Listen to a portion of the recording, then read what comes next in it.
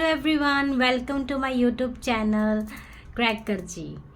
हमने class 10th का chemical reaction and chemical equation का चैप्टर स्टार्ट किया था। मैंने बोला था कि बैलेंस केमिकल इक्वेशन के हम लिए नेक्स्ट वीडियो में मिलेंगे। तो आज हम नेक्स्ट वीडियो में आपको बैलेंस्ड केमिकल इक्वेशन के बारे में बताने जा रहे हैं। देखो, ये बोर्ड का मोस्ट इम्पॉर्टेंट टॉपिक है, इसे अच्छे से समझना और इसमें क्वेश्चन ज़रूर आएंगे। ठीक है, देखो बैलेंस केमिकल इक्वेशन में क्या होता है कि number of atoms each element in chemical equation should be same on left hand side and right hand side।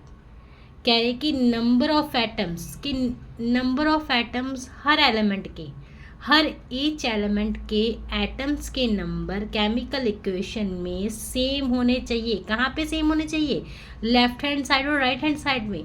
जैसे यहाँ हमने एक एग्जांपल, ये सिंपल सी एग्जांपल है, ए और बी की एग्जांपल ले ली। जैसे हमारे पास यहाँ पे A2 है और यहाँ पे B2 है। अगर तो हम यहाँ पे सिंपल A और B लिख देंगे, अगर A और B सेम सिंपल लिख दिया तो ये कभी भी बैलेंस नहीं होगा भाई। अगर मुझे इन्हें बैलेंस करना, अगर यहाँ पे A दो है, यहाँ पे B 2 है, तो यहाँ पे भी A और B 2 होने चाहिए। तो इसीलिए हम यहाँ पे 2 लगा देंगे। तो ऐसे ये जो केमिकल इक्वेशन है ये बैलेंस होगी, क्योंकि यहाँ पे जितना यहाँ पे रिएक्टेंट थे उतने ही प्रोडक्ट आया। रिएक्टेंट और प्रोडक्ट का बेस दोनों का सेम हो गया। इसी तरह अब कहते कि वाई बैलेंस क्यों करे भाई? क्या जरूरत पड़ रही है बैलेंस करने की? करना पड़ेगा, क्योंकि total mass of reactant should be equal to the total mass of product. जितना रिएक्टेंट है उतना प्रोडक्ट का आना भी लाजमी है, ज़रूरी है। अब रिएक्टेंट ज़्यादा यूज़ करे, प्रोडक्ट कम बने तो ये अच्छी बात नहीं बनेगी ना।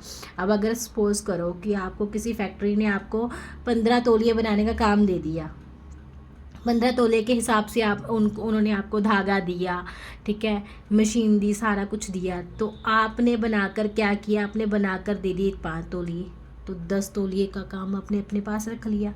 तो ऐसे तो जिन्होंने दिया काम वो काम नहीं देंगे आपको, ये तो बात नहीं बनी ना। वो सारा प्रोडक्ट जो उन्होंने इतना ज़्यादा दिया था वो तो वेस्ट गया ना। अगर 15 का दिया तो 15 ही बनने चाहिए।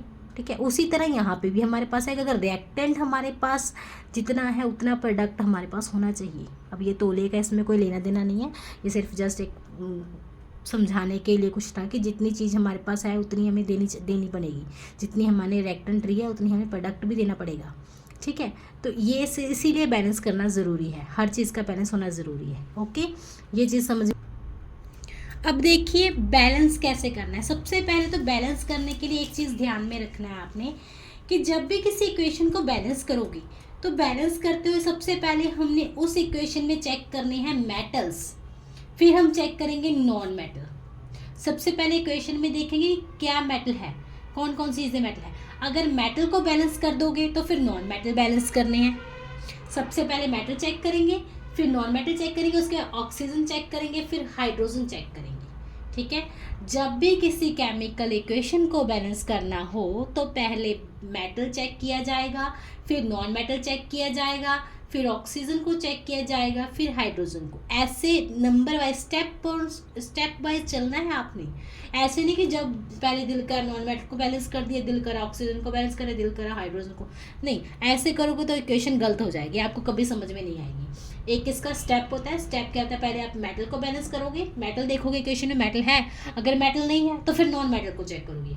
नॉन मेटल है तो उसे बैलेंस करो, अगर नॉन मेटल भी नहीं है तो ऑक्सीजन को देखो, फिर हाइड्रोजन को देखो। ठीक है, इन चीज़ों को कुछ इस तरह से बैलेंस करना है हमने। ठीक है, अब ये तो स्टेप बता दिया। अभी मैं कुछ एग्जांपल्स दूंगी जिससे आप केमिकल इक्वेशन को बैलेंस करना सीख जाएंगे। ठीक है, मैं 1-2 एग्जांपल करवाऊंगी, उससे आप बैलेंस करना अच्छे से सीख जाओगे। और प्रैक्टिस करना आपने खुद से। आपकी बुक पे बहुत सारी एग्जाम दी होंगी, हमारी एनसीईआरटी में भी दी होगी, हमारी जो अशोका की बुक्स हैं उसमें भी दी होंगी, साइंस की जो हमारी केमिस्ट्री की अशोका की बुक्स हैं उसमें भी कुछ एग्जांपल्स दी होंगी। आपने उन सब से एग्जांपल्स को उठाना है और खुद से भी बैलेंस करके देखना है। कुछ मैं सिखाऊंगी, कुछ खुद आपने खुद से प्रैक्टिस करनी है। ठीक है, अब यहाँ पे जो मैं सिखा रही हूँ उससे अच्छे से सीखना। ठीक है, मैं पहले सिंपल इक्वेशन से सिखाऊंगी, फिर थोड़ी सी डिफ़िकल्ट लेके जाऊंगी, फिर थोड़ी सी उससे डिफ़िकल्ट लेके जाऊंगी। ऐसे आपको हर तरह की जो केमिकल इक्वेशंस है वो बैलेंस करनी आ जाएगी। ठीक है, अब कैसे करते हैं हमें ये बताते हैं आप। हाँ जी, देखो हमारे पास मेटल कौन कौन सी है। हमारे पास मेटल है जिंक, कॉपर, सोडियम, एल्युमिनियम्स, ये हमारे जैसे मेटल हैं।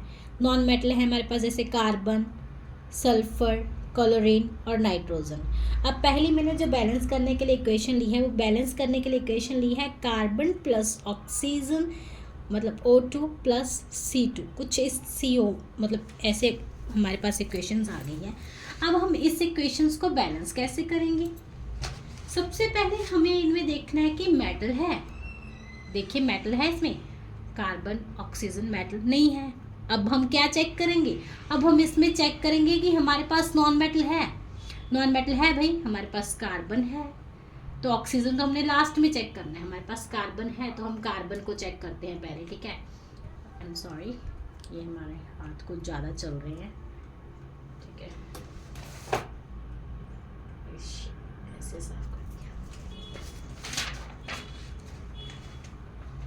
सो कार्बन देखो हमारे पास कार्बन है। अब इधर भी हमारे पास एक कार्बन है, इधर भी हमारे पास एक कार्बन है। इसे तो बैलेंस करने की ज़रूरत ही नहीं भाई, ठीक है, क्योंकि दोनों पास कार्बन कार्बन एक एक कार्बन है।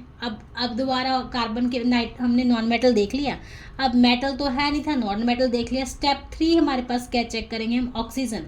अब इधर भी इधर हमारे पास ऑक्सीजन है, इधर भी ऑक्सीजन है, इधर 2 ऑक्सीजन है, इधर 1 ऑक्सीजन है। इधर 2 ऑक्सीजन है और उधर 1 ऑक्सीजन। अब हमने क्या किया? इधर भाई टूल डाल दिया हमने, टू लिखा, तो अब क्या हुआ कि ऑक्सीजन 2 हो गई हैं, बैलेंस हो गया, ऑक्सीजन बैलेंस हो गई। इधर O2 था, उधर भी O2 हो चुकी हैं। बट अब जैसे ही हम एक स्टेप करते हैं, दोबारा फिर स्टार्टिंग से देखो, फिर स्टार्टिंग पे जाओ। पहला स्टेप क्या था? Non metal. नॉन मेटल क्या था? कार्बन। इधर 1 कार्बन थे, उधर 1 कार्बन। अब नहीं भाई, इधर तो 2 कार्बन हो चुकी हैं हमारे पास। अब हमने क्या करना है? अब हमें नॉन मेटल को भी बैलेंस करना पड़ेगा। तो हम क्या करेंगे? अब सिंपल सी बात है, कार्बन के आगे भी 2 लगा देंगे। सो ये हमारी इक्वेशन क्या हो गई? बैलेंस होगी। फर्स्ट स्टेप हमने क्या देखा था? फर्स्ट स्टेप हमने देखा कि हमने मेटल चेक किया, मेटल नहीं मिला हमें। हमने नॉन मेटल को देखा, नॉन मेटल हमारे पास कार्बन 1 थी, इधर भी 1 कार्बन थी, लेफ्ट हैंड साइड पे भी 1 कार्बन, राइट हैंड साइड पे भी 1 कार्बन। फिर हमने थर्ड स्टेप में क्या देखा कि कार्बन कार्बन तो बैलेंस है। अब हम ऑक्सीजन को बैलेंस करते हैं। इधर हमारे पास 2 ऑक्सीजन थी, उधर हमारे पास 1 ऑक्सीजन थी, तो हमने क्या किया? उधर हमने 2 लिख दिया। तो इसी तरह हमारे पास ऑक्सीजन तो बैलेंस होगी। अब हमने दोबारा फिर इक्वेशन को चेक किया कि अब देखते हैं हमारी इक्वेशन बैलेंस हुई। हम फिर नॉन मेटल पर गए, नॉन मेटल पे गए, हमने देखा कि कार्बन तो यहाँ पे 1 है, पर हमारी राइट हैंड साइड पे कार्बन 2 हो चुकी हैं। तो हमने क्या किया? लेफ्ट हैंड साइड पे 2 लिख दिया। अब हमारे पास सारी इक्वेशन देखो, 2 कार्बन इधर है, 2 कार्बन उधर है, 2 ऑक्सीजन इधर है, 2 ऑक्सीजन उधर है, तो ये हमारी इक्वेशन बैलेंस होगी। ये बहुत सिंपल इक्वेशन थी, होप सो आपको ये समझ आई होगी। अब थोड़ी सी इससे नेक्स्ट लेवल पे लेके जाते हैं हम, एक थोड़ी सी डिफ़िकल्ट लेके जाएंगे हम। अब हमारी नेक्स्ट इक्वेशन है मैग्नीशियम नाइट्रेट प्लस वाटर, फिर मैग्नीशियम हाइड्रोक्साइड प्लस अमोनियम। अब इसमें देखो भाई, सबसे पहले हम फर्स्ट स्टेप क्या देखेंगे? मेटल। मेटल इसमें क्या है हमारे पास? मैग्नीशियम मेटल है, ठीक है। अगर मैग्नीशियम चेक करो, इधर है हमारे पास Mg3 और उधर हमारे पास कितना है? Mg 1 है। यानी कि अब हम इससे बैलेंस करेंगे, पहले मेटल को बैलेंस करते हैं ना। इधर हमारे पास तीन मैग्नीशियम है, इधर हमारे पास 1 मैग्नीशियम है, तो हम मैग्नीशियम को बैलेंस करने के लिए मैग्नीशियम के आगे क्या लगाएंगे? 3 लीजिए, हमने 3 लगा दिया। फर्स्ट स्टेप मेटल चेक किया। सेकंड स्टेप देखो, भी इसमें कोई और मेटल तो नहीं है। अब हम चेक करेंगे नॉन मेटल। नॉन मेटल हमारे पास क्या है? नाइट्रोजन। इधर हमारे पास 2 नाइट्रोजन है, उधर हमारे पास कितनी नाइट्रोजन है? NH3 लिखा हुआ है ना। लेफ्ट हैंड साइड पे हमारे पास 2 नाइट्रोजन है, राइट हैंड साइड पे हमारे पास 1 नाइट्रोजन है। देखिए यहाँ पे हमारे पास दो नाइट्रोजन है और इस साइड पे हमारे पास एक नाइट्रोजन है। तो अब हम क्या करेंगे, इन्हें बैलेंस करने के लिए इस साइड हम कितना लिख देंगे, 2 लिख देंगे। लो, अब हमारे पास नाइट्रोजन कितनी हो चुकी हैं, 2 हो गई हैं, यानी कि हमारे पास नॉन मेटल बैलेंस हो चुका है। हमने पहले स्टेप में मेटल देखा, सेकंड स्टेप में नॉन मेटल देखा। Mg हमारे पास मैग्नीशियम था, वो 3 थे, हमने इधर भी 3 कर दिए। इधर नाइट्रोजन 2 थी, हमने उधर भी नाइट्रोजन 2 कर दी। अब उससे अगला स्टेप हमें क्या देखना है, ऑक्सीजन को देखना है भाई। अब इधर एक ऑक्सीजन है, उधर कितनी ऑक्सीजन है, उधर कितनी ऑक्सीजन है, उधर ऑक्सीजन 6 हैं। 6 कैसे हुई, 3 आगे लिखा है, 2 उसके पैर में लिखा है, 3 × 2 कितना हुआ, 3 to the 6, यानी कि 6 ऑक्सीजन्स हैं। अब हम H2O के आगे 6 लिख देंगे, क्योंकि अगर 6 ऑक्सीजन इधर हैं तो 6 ऑक्सीजन इधर भी तो होनी चाहिए। तो हम लिए हमने 6 ऑक्सीजन लिख दिया, इधर भी ये लिख दिया 6। इधर अगर ऑक्सीजन 6 थी, इधर 6 थी, तो इधर भी 6 कर दी। अब हम चेक करेंगे हाइड्रोजन, इधर हाइड्रोजन कितनी है, देखो 6 हाइड्रोजन ये पड़ी हैं इसके पास, क्योंकि देखो 3 to the 6 हाइड्रोजन इसके पास हैं। उसके बाद इसके पास कितनी है, 3 to the 6, इसके पास भी 6 है। 6 + 6 कितनी हाइड्रोजन है, 12 हाइड्रोजन है, 12 हाइड्रोजन है। इधर हाइड्रोजन कितनी है हमारे पास, 6 to the 12, इधर भी 12 है, यानी कि इक्वेशन क्या हो गई हमारी, बैलेंस हो गई। समझ में आई बात। हमने किया क्या है, हमने पहले मैग्नीशियम को लिया, मेटल को, फिर हमने नॉन मेटल को बैलेंस किया, उसके बाद हमने मेटल नॉन मेटल को बैलेंस करने के बाद हमने ऑक्सीजन को बैलेंस किया, फिर हमने हाइड्रोजन को बैलेंस किया। इतना समझ में आया। इसी तरह से हमने जब भी कोई भी केमिकल इक्वेशन को बैलेंस करना है, पहले मेटल चेक करेंगे, फिर नॉन मेटल, फिर ऑक्सीजन, फिर हाइड्रोजन, उसके बाद में फिर दोबारा वही सारे स्टेप चेक करेंगे।